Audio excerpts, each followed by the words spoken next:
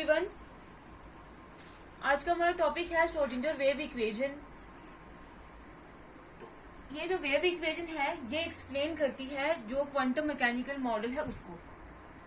जब बोहर ने atomic model दिया था तो उसने ये बोला था कि जो इलेक्ट्रॉन होता है वो एक डेफिनेट सर्कुलर पाथ में, जिनको हम ऑर्बिट्स बोलते हैं, उसके इर्द गिर्द क्या करता है, रिवॉल्व करता है। लेकिन इसकी बात जो है वो गलत हो गई थी, क्योंकि जब अनसर्टेनिटी प्रिंसिपल आया था, जब ड्यूल नेचर ऑफ मैटर आया था, जिसमें उसने ये बोला था कि मैटर जो है वो वेव की तरह भी बिहेव करते हैं, और अनसर्टेनिटी प्रिंसिपल ने ये बोला था कि इलेक्ट्रॉन किसी भी माइक्रोस्कोपिक पार्टिकल जैसे इलेक्ट्रॉन है, हम उसका एग्जैक्ट पोजीशन और वेलोसिटी जो है वो कभी भी कैलकुलेट नहीं कर सकते एक्यूरेसी के साथ। तो अब उसके बाद एक नया साइंटिस्ट ने जो ऐसा एटम का मॉडल तैयार करने की कोशिश करी जो इसके ड्यूल नेचर को भी एक्सप्लेन करे और अनसर्टेनिटी प्रिंसिपल को भी क्या करे, एक्सप्लेन करे। इन दोनों को इनकॉर्पोरेट करे, ऐसा जो है एक मॉडल उन्होंने दिया। और उस मॉडल को, वो जो मॉडल है वो किसके ऊपर बेस्ड है, क्वांटम मैकेनिक्स के ऊपर बेस्ड है। और क्वांटम मैकेनिक्स क्या होती है, ऐसी ब्रांच है साइंस की जो इन दोनों को इनकॉर्पोरेट करती है, इन दोनों को एक्सप्लेन करती है, साथ में वो किसका डील करती है, मोशन ऑफ माइक्रोस्कोपिक ऑब्जेक्ट्स।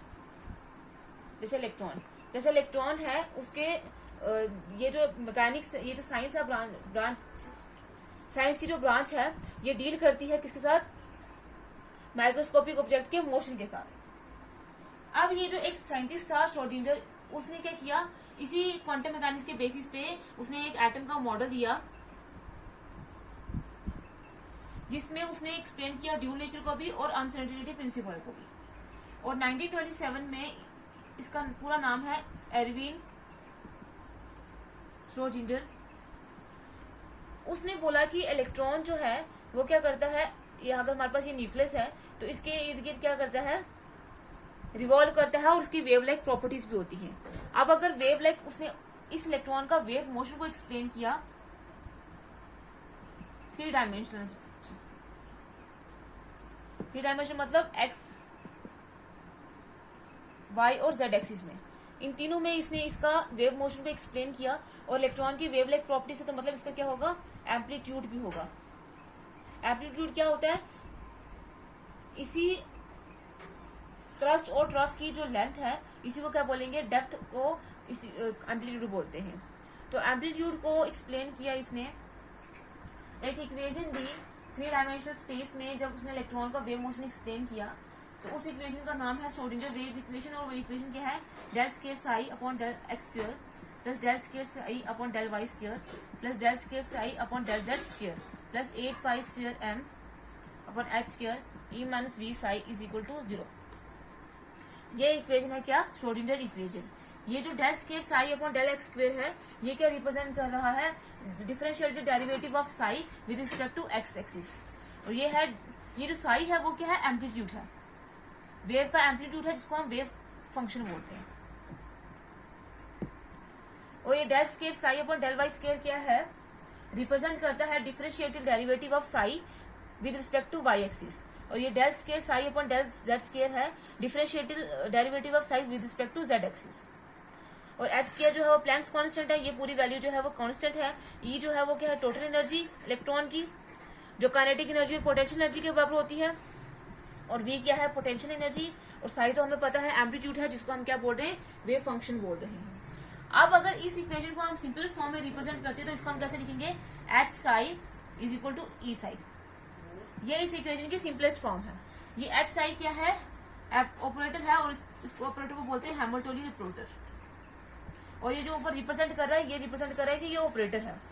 और साई क्या है, एम्पलीट्यूड है, जिसको हम वेव फंक्शन बोल रहे हैं। और ये क्या है, टोटल एनर्जी।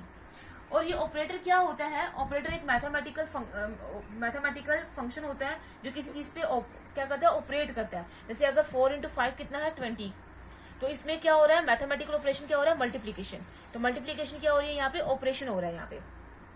वैसे ही ये हैमिल्टोनियन ऑपरेटर क्या करता है, ये डबल डिफरेंशिएशन करता है, जिसकी वजह से ये पूरी इक्वेशन जो है ये इसके ऊपर जब रिएक्ट करेगा। तो यहाँ पे हमने लिख दिया ये हैमिल्टोनियन ऑपरेटर। तो ये साई क्या है, वेव फंक्शन, जिसको हम एम्पलीट्यूड बोल रहे हैं।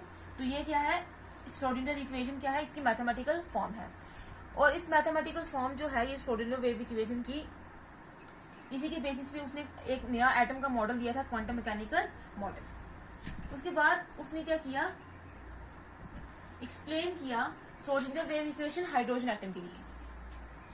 तो हाइड्रोजन एटम के लिए जब इसने एक्सप्लेन किया ये श्रोडिंगर वेव इक्वेशन, उसके लिए जब उसने सॉल्व करी तो जो सोल्यूशन आया, सोल्यूशन में उसने ये बोला कि डिफरेंट पॉसिबल एनर्जी स्टेट्स होती हैं, पॉसिबल एनर्जी स्टेट्स होती हैं जिनको हम एनर्जी लेवल्स बोलते हैं। और इन जो एनर्जी लेवल्स की जो एनर्जी की वैल्यूज होती हैं उनको हम बोलते हैं ईगन वैल्यूज।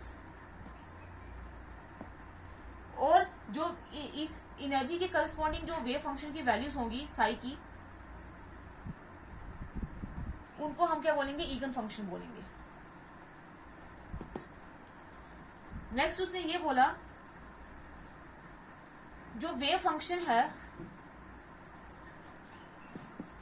और जो उसके करस्पॉन्डिंग एनर्जी स्टेट्स हैं उनको कैरेक्टराइज करेंगे 3 क्वांटम नंबर्स, जिसकी वजह से इसने जो मॉडल लिया था उसका नाम जो था वो क्वांटम मैकेनिकल मॉडल पड़ा।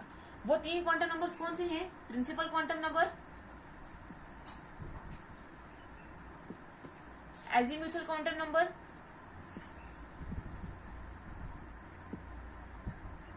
और तीसरा है magnetic quantum number. Principal quantum number जो है उसको हम रिप्रेजेंट करते हैं एन से, एजीम्यूथल को रिप्रेजेंट करते हैं एल से और मैग्नेटिक क्वांटम नंबर को रिप्रेजेंट करते हैं एम से, जो आगे हम फर्दर डिस्कस करेंगे। नेक्स्ट इसने ये बोला, जब इसने हाइड्रोजन एटम के लिए ये इक्वेशन सॉल्व करी, कि ये जो इक्वेशन है ये मल्टी इलेक्ट्रॉन के लिए, हम मल्टी इलेक्ट्रॉन एटम्स के लिए जिसमें एक से ज्यादा एटम होगा उसके लिए हम अच्छे से ये सॉल्व नहीं कर सकते, लेकिन उसके लिए हम अप्रोक्सीमेट जो है मेथड यूज कर सकते हैं। उसकी अप्रोक्सीमेट मेथड यूज करके अप्रोक्सीमेट वैल्यूज जो है वो हम निकाल सकते हैं, तब जाके ये इक्वेशन जो है वो मल्टी इलेक्ट्रॉन एटम के लिए सॉल्व कर सकते हैं। तो श्रोडिंगर वेव इक्वेशन में श्रोडिंगर ने क्या किया था, इलेक्ट्रॉन के वेव मोशन को एक्सप्लेन किया था कि इलेक्ट्रॉन जब वेव की तरह बिहेव करता है तो उसका जो मोशन है वो 3 एक्सिस में, एक्स वाई जेड एक्सिस में उसने क्या किया था, एक्सप्लेन किया था।